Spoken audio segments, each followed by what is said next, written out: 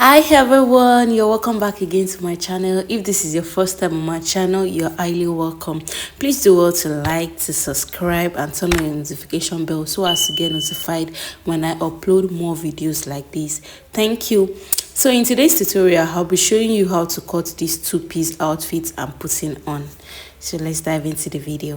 These are the materials needed in making these two-piece. We'll be needing our elastic, our scissors, our chalk, our tape, our French curve, and then our fabric. This fabric is called African print, popularly known as Ankara, and we'll be needing about 3 yards to make this two-piece. If you are a plus size person, you'll be needing more than that. As you can see here, I've gone ahead to fold my fabric into two. We'll be cutting the pants first. To determine the wideness of fabric to cut out, you will use your thigh measurement and then add some inches to it. So that's how I got the wideness of what I cut out. I will go ahead to draw a straight line on my fabric. That will serve as the starting point and the waistline. So I will take my ruler to draw a straight line. On the waistline, I'll take my hip line measurements. My hip line is 9 inches. So I'll be adding extra half inches for sewing allowance of the joining of the band. So that will give me 9.5 inches. So from the waistline, I'll mark out 9.5 inches. So I'll mark 9.5 inches all the way to the end of the fabric and then use my ruler to connect the points together.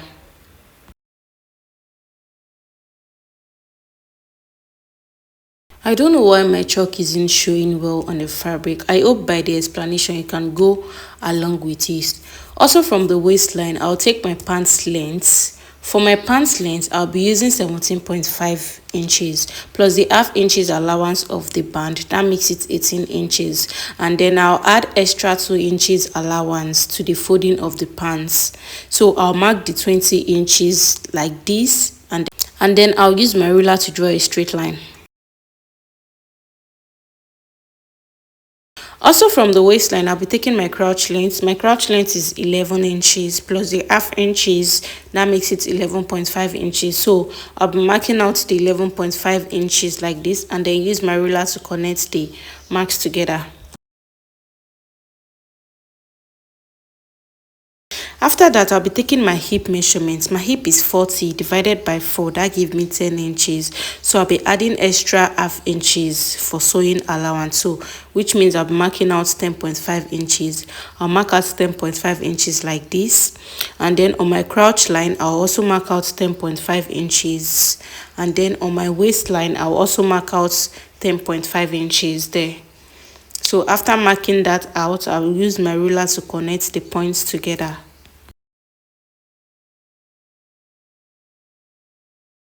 I don't know if you can see the lines well, but this is it after I joined the points together.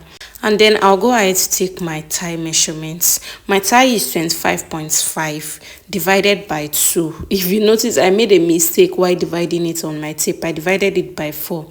It's supposed to be divided by 2. So my thigh is 25.5 divided by 2. That gave me 12.75. So I'll mark the 12.75 on my crouch line. And then I'll be adding extra 3/4 inches for sewing allowance. So from these points here, I'll connect it to my hip line. So I'll use my French curve to connect it like this to make a curve.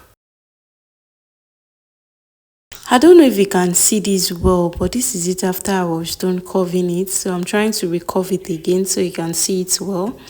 So on the crouch line, I'll retake the thigh measurement. I have 13.5 there. So on the pants length, I'll be reducing it by 1 inches. So I'm marking out 12.5. I reduce it by 1 inch so it will have a bit of shape at that side. So from that point to the thigh, I'll connect the 2 points together like this with my ruler. That's it for that side. So for a normal pants, you're supposed to take the waist measurement, but because I want to use elastic for the waist, I'll not be taking the waist measurement, so I'll just leave it like this. So I'll cut it out.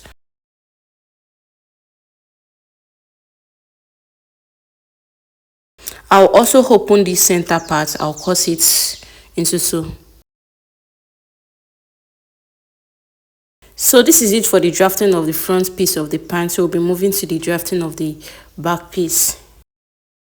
I have gone ahead to also fold my fabric into two, just as I did for the front piece. I'll be placing the front piece on the back piece. And as you can see, the back piece is longer than the front piece and also wider than it. All pants are like that. The back piece are always longer and also wider than the front piece. So on the hip line, I'll mark 2 inches there like this. Also on the waistline, I'll mark 2 inches there like this. And on the crouch line, I'll be marking 2.5 inches. So I'll mark it there like this too. And on the pants length, I'll be marking 2 inches there. So from this point to the thigh point, I'll connect the 2 points together with my ruler. Also from this point, I'll connect it to the hip line and then connect it to the waistline too. From the waistline, I'll go up by 1.5 inches. The main reason why the back is always longer than the front is because of the hip. So that's why the back is always longer than the front, so it can sit well. So from that point there, I'll connect it to the side of the front piece. So I'll use my ruler to connect it together like this. It will be slanted. So you see how I'm doing it. So I'll connect it together like this. This is all for the drafting of the back piece too. So the next thing we'll be doing is to cut it out.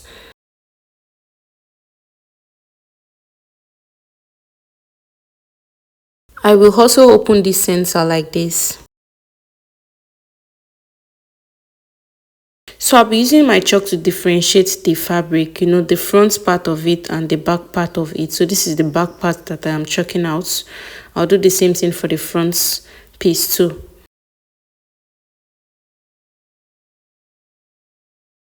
What we'll be doing next is to cut out the side of the pocket. To be having a pocket. So on this side here, I'll mark 1 inches in. And then for the length of it, I'll be marking 6.5 inches. And then I'll connect the 2 points together. I'll cuff it like this and connect it to the 1 inches.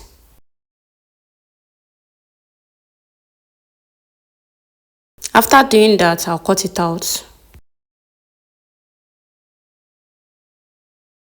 I'll put the front piece aside and then we'll work on the pocket. For the pocket, I used length 13.5 inches and then for the wideness 7 inches.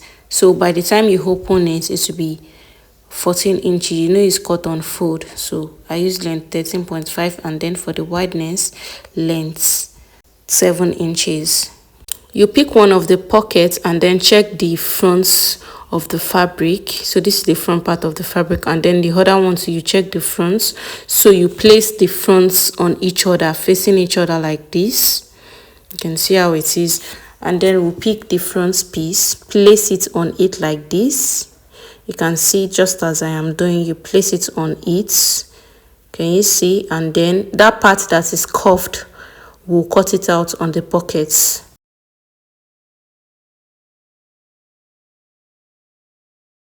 And that's it. We are done with the drafting of the pants. So what we'll be doing next is to work on the top.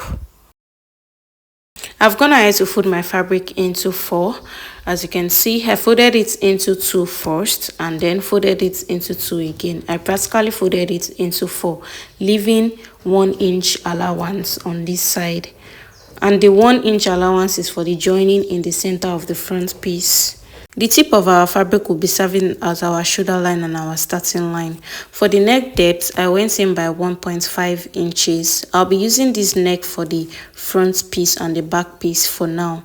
And for the neck width, I used 3.5 inches. If you're a plus person, you will use more than 3.5 inches. And also, if you want it to be more wider, you can use 4 inches. But I don't want it to be too wide like that. So I'll be using 3.5 inches for the width. So I'll mark it there like this, and then I'll connect the 2 points together. So for the shoulder wideness, since it's a cut together top, I'll be using 15.5 inches, then plus half inches sewing allowance. So I'll be using 16 inches. So that's how I got the wideness.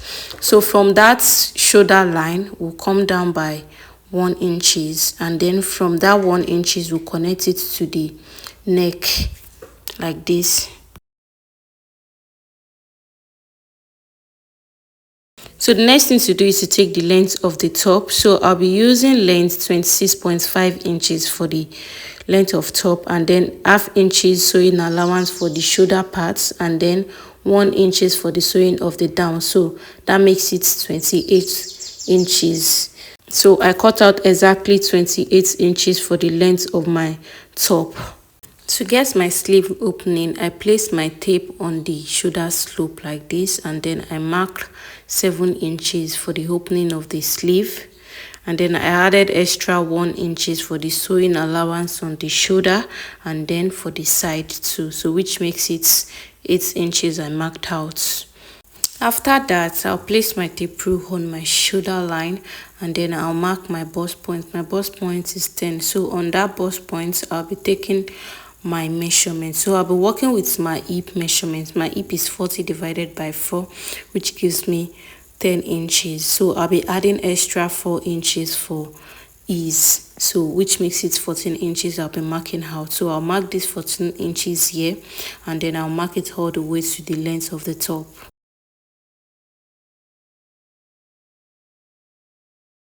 So from this point, I'll connect it to this point, and then connect it to this point here. I'll make a curve like this. It won't be straight, so I'll just curve it to meet the sleeve opening side. So I'll curve it like that. After that, I'll cut it out.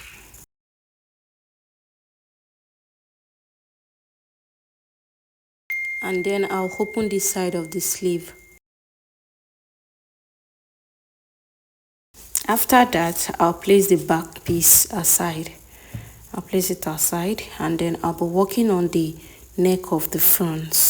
So from the shoulder line, I'll place my tape rule there like this, and then I'll mark down 4 inches for the wideness. So from that side, I'll connect it to the shoulder line like this, and then I'll cut it out.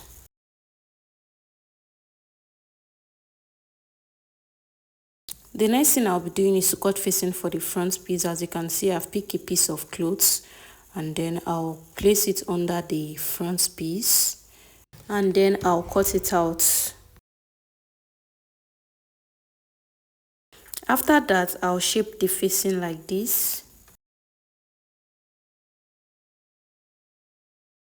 So this is the facing for the front piece. We'll be cutting out the facing for the back piece too. I'll put the front piece aside and then work on the back piece. I'll also pick another piece of cloth and then place the back on it. So I'll place it well on it like this, and then I'll cut it out too. I'll also shape out the facing of the back too. This is it for the cutting of the facing. So if you don't want to use facing for your own, you can easily use bias to turn it over, but then I'm using facing so as to make it look neat. So yeah, we've come to the end of this tutorial. Kindly help me like this video, help me subscribe, turn on the notification bell so as to be notified when I upload more videos. Thank you, and I will see you in the sewing part of this tutorial. Bye.